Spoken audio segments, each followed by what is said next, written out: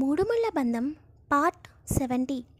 రిషి వైష్ణవి వైపు చూసి ఎవరో గట్టిగా కాలు తొక్కేశారు వైష్ణవి, చాలా పెయిన్గా ఉంది అని అంటాడు.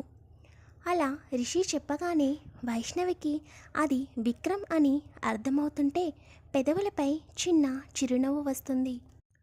కానీ దానిని రిషికి కనపడనివ్వకుండా అయ్యో రిషి గారు ఇప్పుడు ఎలా ఉంది అని అంటుంది.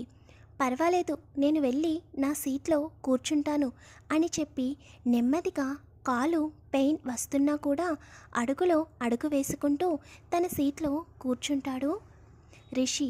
అలా వెళ్ళగానే విక్రమ్ వచ్చి వైష్ణవి పక్కన కూర్చుని తను తీసుకువచ్చినవి అక్కడే పెట్టి తన పాకెట్లో నుండి కర్చీఫ్ తీసి వైష్ణవి చేతులను తుడుస్తాడు.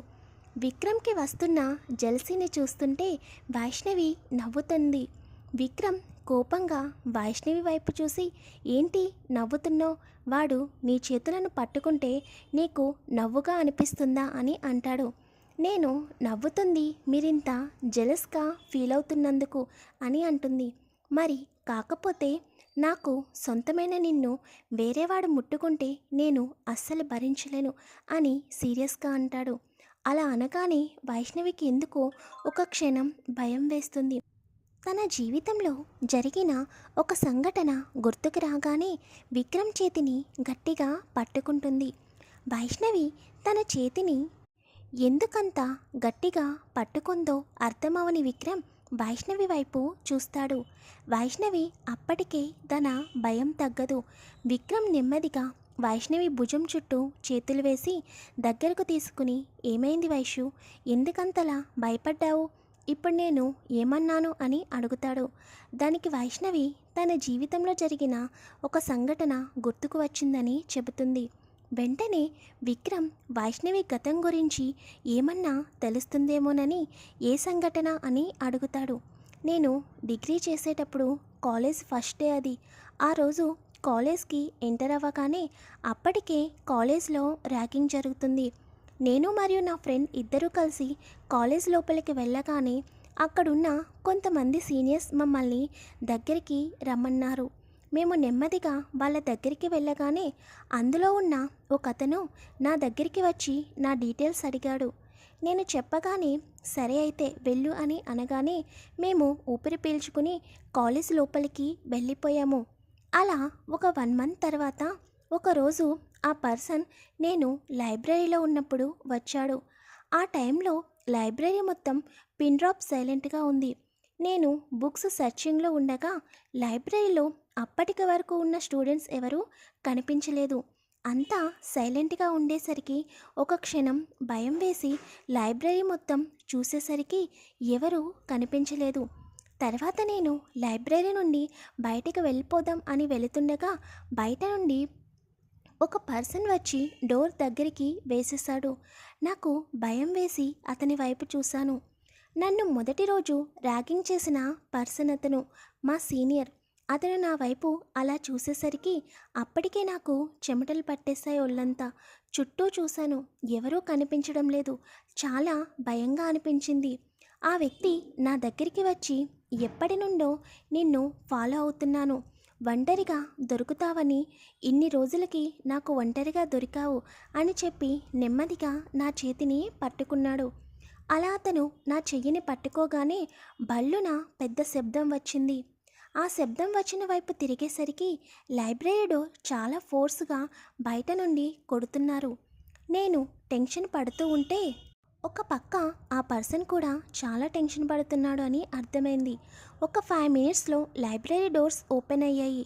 లైబ్రరీ డోర్ ఓపెన్ అయిన వెంటనే బయట ఉన్న వ్యక్తిని చూడగానే నేను స్పీడ్గా అతని చేతిని వదిలించుకుని బయటకు పరిగెత్తి అక్కడున్న వ్యక్తిని గట్టిగా పట్టుకుని ఏడ్చేశాను.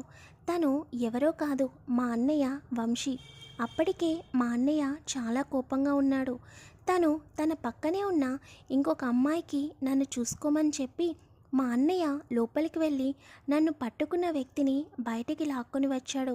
మా అన్నయ్య అదే కాలేజ్లో ఫైనల్ ఇయర్ చదువుతున్నాడు. మా అన్నయ్యతో పాటు ఇంకా వాళ్ళ ఫ్రెండ్స్ కూడా వచ్చి అతనిని బాగా కొట్టారు. తర్వాత మా అన్నయ్య నన్ను దగ్గరికి తీసుకుని తిను నా చెల్లి ఇంకోసారి తినని ముట్టుకోవాలని చూసినా కాడ వాడు ప్రాణాలతో బ్రతకడు అని చాలా కోపంగా చెప్పాడు. ఈరోజు మీరు కూడా ఆ రిషి నా చెయ్యి పట్టుకున్నందుకు మీరు కూడా అంతే కోపంగా అనేసరికి నాకు ఆ సంఘటన గుర్తుకు వచ్చింది. నాకు మా అన్నయ్య అంటే చాలా ఇష్టం విక్రమ్ గారు. నాకు మా అన్నయ్య కావాలి. మా అన్నయ్యని తీసుకొచ్చి ఇస్తారా అని విక్రమ్ని పట్టుకుని ఏడుస్తుంది వైష్ణవి. విక్రమ్కి కొంచెం అర్థమయ్యి కొంచెం అర్థమవ్వక అనిపిస్తుంటే ఒకటి మాత్రం విక్రమ్కి బాగా అర్థమైంది. వైష్ణవికి తన అన్నయ్య అంటే చాలా ఇష్టమని. అలాగే తన అన్నయ్య అయిన వంశీకి కూడా వైష్ణవి అంటే ప్రాణమని. కానీ వైష్ణవి ఎందుకు తన అన్నయ్యని తెచ్చివ్వమని అంటుందో విక్రమ్కి అర్థం కాక మీ అన్నయ్య ఎక్కడున్నాడు అని అడుగుతాడు విక్రమ్. వెంటనే వైష్ణవి విక్రమ్కి దూరం జరిగి ఏమీ మాట్లాడలేక మౌనంగా ఉంటుంది. చెప్పు వైష్ణవి, ఇప్పుడు మీ అన్నయ్య ఎక్కడున్నాడు? ఎందుకు మీ అన్నయ్యని తెచ్చివ్వమన్నావు? అంటే మీ అన్నయ్య ప్రమాదంలో ఉన్నాడా అని అడుగుతాడు. వైష్ణవి ఒక్క క్షణం విక్రమ్ వైపు చూసి అవును అని తలూపుతుంది. విక్రమ్ వెంటనే ఏమైంది? మీ అన్నయ్యకి ఎవరైనా కిడ్నాప్ చేశారా? ఎవరి దగ్గర ఉన్నాడు అని అడుగుతాడు. దానికి వైష్ణవి రిషి వైపు చూపిస్తుంది. వైష్ణవి ఎటువైపు చూపించిందో చూసిన విక్రమ్కి వాళ్ళ అన్నయ్య రిషి దగ్గర ఉన్నాడని తెలియగానే వైష్ణవి రిషితో ఎందుకు పెళ్లి కొప్పుకుందో అర్థమైంది. వెంటనే విక్రమ్కి బాగా కోపం పెరిగిపోతుంది. విక్రమ్ మనసులో అంటే వైష్ణవి అన్నయ్యని తన దగ్గర ఉంచుకుని వైష్ణవిని పెళ్లి చేసుకొని బ్లాక్మెయిల్ చేశాడా? వీడిని ఊరికే అస్సలు వదలకూడదు అని చెప్పి వైష్ణవిని దగ్గరికి తీసుకుని నువ్వేమీ బాధపడకు, వాడి దగ్గర నుండి వంశీని నేను తీసుకుని వస్తాను, అందుకోసమేనా నువ్వు వాడిని పెళ్లి చేసుకుంటున్నావు? ఈ మాత్రం దానికి నాకు ఒక్కసారి కూడా ఎందుకు చెప్పలేదు అని నెమ్మదిగా లాలనగా అడుగుతాడు. లేదు విక్రమ్ గారు, ఈ విషయం ఎవరికైనా తెలిస్తే అన్నయ్య ప్రాణాలకి ప్రమాదం. తనని పెళ్లి చేసుకోకపోతే అన్నయ్యని చంపేస్తానని బెదిరించాడు అని భయంగా చెబుతుంది విక్రమ్కి. విక్రమ్ వైష్ణవి చెప్పింది వినగానే కోపంతో తన పిడికిలి బిగుసుకోగానే నిన్ను ఇంత బాధ పెట్టిన వాడిని నేను ఊరికినే అస్సలు వదలను. నువ్వెందుకు ఈ విషయం నా దగ్గర ఇప్పటి వరకు దాచావు? నేను అడిగిన వెంటనే చెబితే నేను ఏ స్టెప్ అయినా తీసుకునేవాడిని. అయినా ఇప్పటికీ ఏమీ అయిపోలేదు. నువ్వేమీ కంగారు పడకు. నేను జాగ్రత్తగా మీ అన్నయ్యని నీ దగ్గరికి తీసుకువస్తాను అని మాట ఇస్తున్నానని చెప్పి వైష్ణవి నుదుటిన ముద్దు పెట్టుకుని వైష్ణవి కన్నీళ్లను తుడుస్తాడు విక్రమ్. కానీ వైష్ణవికి ఒక పక్క సంతోషంగా అనిపించినా మరొక పక్క విరాజ్ గుర్తుకు రాగానే మళ్ళీ భయపడుతుంది. విక్రమ్కి విరాజ్ గురించి చెప్పాలా వద్దా అని ఆలోచిస్తూ ఉంటుంది. మరి వైష్ణవి విక్రమ్కి విరాజ్ గురించి చెప్తుందా లేదా రేపటి ఎపిసోడ్లో తెలుసుకుందాం. ప్లీజ్ స్టోరీ నచ్చితే కామెంట్ చేయండి, వీడియోని లైక్ చేయండి, షేర్ చేయండి, ఛానల్ని సబ్స్క్రైబ్ చేసుకోండి. Thank you.